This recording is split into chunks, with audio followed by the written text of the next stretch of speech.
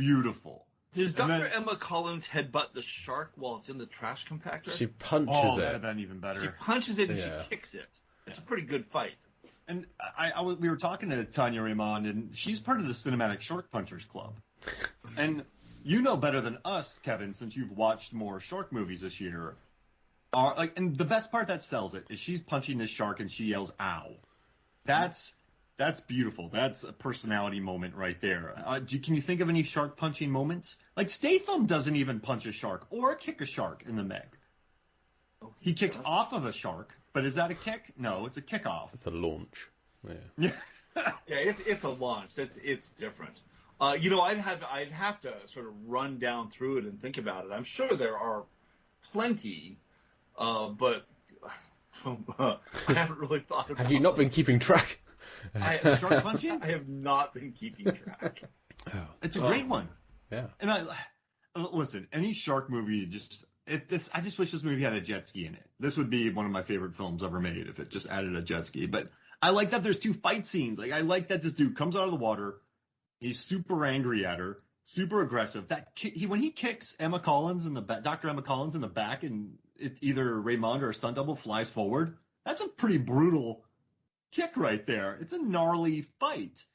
And it's a headbutt. He clearly hasn't learned from his experience fighting Shaw, where he had a weapon he could kill the person with, and it's like, no, I'm not going to do that. I'm going to fight, and it's going to end up with somebody dying on my team.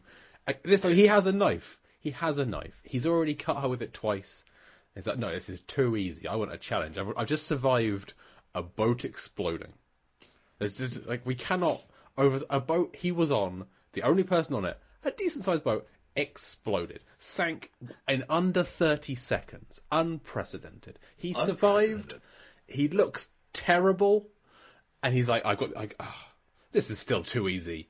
I have these hands. I must drown her. If he really wanted a challenge, Shay, he should have given her the rocket launcher or the grenade launcher. Yeah, whatever the blowy-uppy machine. Yeah, the Nerf gun. By the way, Mark, just so I don't forget, the movie Dino Shark is pretty bland, but it does have a side order of slow motion jet ski grenade tossing. Dino Shark? Okay. Dino Shark, yes. All right. That's being written down right I'm now. not sure that makes the movie worthwhile, but my goodness, slow motion grenade tossing into a shark mouth from a jet ski, When was Dino Shark made? Oh, Lord, I don't know. Because 2020 was a big year for grenades in movies. I don't know, there's a bunch of subplots in 2020 about grenades. Bunch of good gags. So if that's another one in 2020. Dino Shark is 2010. 2010. Yeah. 2010. Well, it's another good year for grenades. So my favourite headbutt in films, I think, is probably in Starter for 10. There's a fight between James McAvoy and Benedict Cumberbatch before anyone knew who Benedict Cumberbatch was, where McAvoy goes to headbutt him, but he does it wrong, so that the hard part of Cumberbatch hits the soft part of his face. So he headbutts himself out. That's real life right there. Yeah, that's real life. I gotta say, I keep bringing this up, but as a bouncer in a bar, that in 2 different bars in Tallahassee, I saw a lot of fights break out, and I never once saw a headbutt. So headbutts are real. I believe they exist, but they're just mainly in cinema. Movies have been lying to me all along. Yeah, because you know what though? If I was ever in a bar and I was a bouncer and I saw a guy use a woman or man use a headbutt, I'd probably just let him stay, because that's a risky maneuver right there. It is. It is a crazy move, because what's the most vulnerable part of the person you're trying to hit? Probably their head. Why would you use your head to hit? It's equally vulnerable. I don't. It's a bizarre thing for anybody to think, I know what I'm going to do. I'm going to hit them with the egg on top of my shoulders. But what if you're a really good soccer player? You're used to heading the ball. Like Statham, right? And Lockstock or Vinnie Jones. I picture those 2 delivering good headbutts. But when you head a ball, I don't think when you execute a headbutt, you use the part you header a ball with in I'm going to call it football. Thank you. Association football. Soccer. I don't know what you're talking about. I'm not a sportsman. I don't know. Wait, what are we getting at with headbutts here? I don't know. You just completely. I'm sorry. Okay. Well, I wanted to talk about the end scene that we love, the cinematography of so much. I checked the clock. There's a clock in the ship as Lucas is heading off, and it said 5 p.m. So I reckon about an hour, maybe an hour and a bit has passed. At least maybe 2 hours, because I reckon after Nandi drags Emma out of the water, they probably gather as much as they can from Little Happy before heading off. So at least 2 hours has passed. Mia's been in that cabinet for like 3 hours, maybe. So we're looking at maybe like 8 p.m. So we're getting golden hour, perhaps. So I like that they had the right time on that clock nice. in the ship. It's so rare that you'll see a clock in a film because of this kind of thing, because they know people are going to pore over it and dedicate 11 hours of discussion about this film, chapter by chapter in the future. So they like to have the right time on there. It's beautiful. They did shoot it during golden hour, and it looks like it too. It's well framed, and there's a lot of warmth in this ending. And what I like about these three is you just feel this bond. That would not happen in the boat in Deep Blue Sea 2 with Trent Slater, Dr. Misty Calhoun, and Aaron. What would their boat ride be on the way back? What would they say to each other? Angry and awkward and sullen, and Misty's wetsuit would only be half zipped, and it would just be awkward. Aaron has no shoes. Yeah, Aaron's just complaining about the lack of shoe the whole time. He's just moaning. This is an interesting question. You're a character in this movie that's been, like, in Deep Blue Sea 2, you were, I don't know, you're a scientist who was renting a lab from Carl Durant. You're not part of the actual thing. And you pop up at the end and you take a boat ride with them. In Deep Blue Sea, you are a crew member who got really hungover, slept through the entire thing, crawled up to the top, found Carter Blake and Preacher sitting there, and you joined him and caught that boat ride back. Or in Deep Blue Sea 3, you were a hermit in Little Happy hiding there for months. No one knew you were there. You escaped in a china cabinet, and they picked you up. And you get to hang out. Rank the 3 boat rides back. I mean, I think Deep Blue Sea 3 is by far the happiest. Yes, yeah, definitely. They know where they're going. Everybody survived. They're all bonded together. I feel like the 3 survivors of Deep Blue Sea 3 are going to like go and get a house somewhere.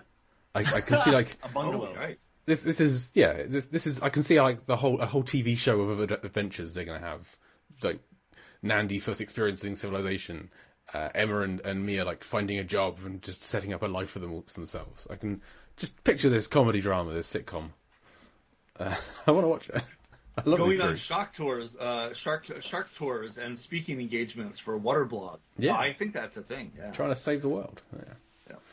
I agree. This is definitely the happiest and like friendliest one. They're the most like relieved that they're all still alive. Whereas like in Deep Blue Sea 1, the Preacher and Carter are just exhausted. They can't even sit up anymore. They're done. And Deep Sea 2, they're all just angry. They're just surly. But also, they've got the worst stories to tell Deep Sea 2 because no one did anything with the survivors. They all just got out and survived. Whereas everyone else has been through it. Yeah. I have this theory. I really buy into the theory that the shark Bella had a crush on Aaron in Deep Blue Sea 2, and that's why she kept stealing his shoe. Yeah. So I like to think that their boat ride back was just them being haunted by Bella, who just wanted to hang out with her man a little bit longer. Yeah. And just... Aaron's the only one who's got stories. Bella's still out there, isn't she? So she may have just followed the boat. Sure. That's why they're not in this. They died. Bella just got them off screen. Whoa. That's brutal. Oh, wow. I don't really want that to be the case. I want them to come back 4 or 5 or whatever, but I can see that happening. I love it. So you're right. In the first one, they're passed out. And you're just going to be on the boat with 2 sleepy people. And a lot to explain. In Deep Blue Sea 2, you're not gonna believe Aaron. So a genetically modified bull shark just liked your shoe and has a crush on you. Like, yes, yeah, It's a lot easier that you just lost your shoe. Trent's like not making things work and he's screaming. Dr. Misty Calhoun's, well, no, she takes care of business. She's cool. Like she's just like thinking about, I don't know, getting revenge because she's pissed off. I think she's hoping that check cleared. Yes. Yeah, that's a rant. Yeah. Yeah.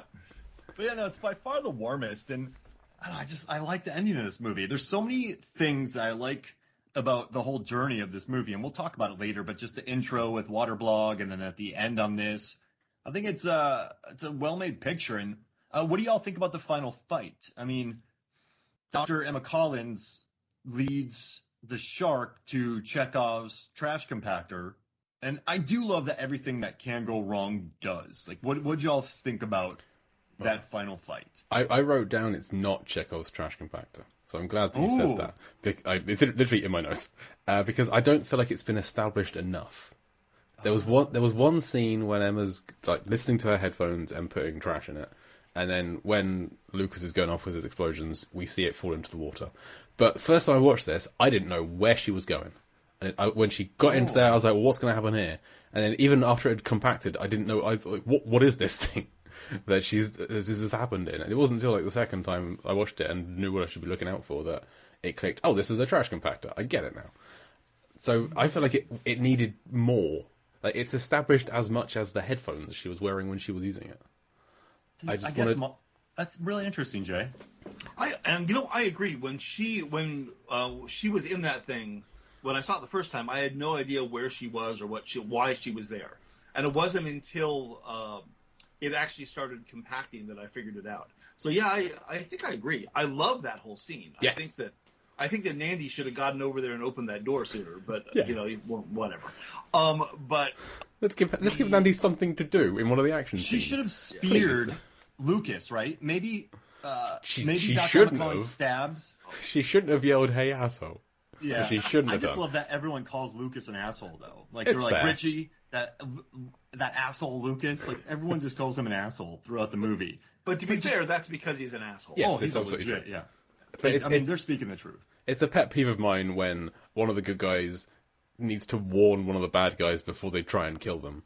I don't understand why we have why. Is it just to make it more of a fair fight for so you're not stabbing somebody in the back? Just throw a spear at the guy. He's drowning Emma with his bare hands. Yeah. Although because of that spear, because he dodged it, that's why Dr. Emma Collins was able to kill him. So, but if he hadn't dodged it, he might have been killed by the spear. Oh, you're so pedantic. Okay, fine. And that should have happened though. Like maybe Emma stabs Lucas, and Lucas like, you stabbed my rib cage. That's nothing. Like this is a flesh wound. I'm fine. And I just survived a boat exploding. Like in wrestling, like they deliver the leg drop or the tombstone pile driver. He's about to deliver the spin kick from hell to Emma Collins. Spin kick from hell. And as he's about to spin, just a spear, because she chucks it, just levels right in his chest and takes him out. Like, give Nandi a kill, which is cool, and we almost get another spin kick. I mean... What if he's executing the spin kick, and then the spear gets him in the foot? So he, kicks into the spear. And then goes into Dr. Emma Collins' eye, the blunt end. No. But okay, to be fair, it's not a movie about hand-to-hand fighting, right? It's a movie about sharks. You say that, but there have been 3 hand-to-hand fights in this film. And I love that about it, right?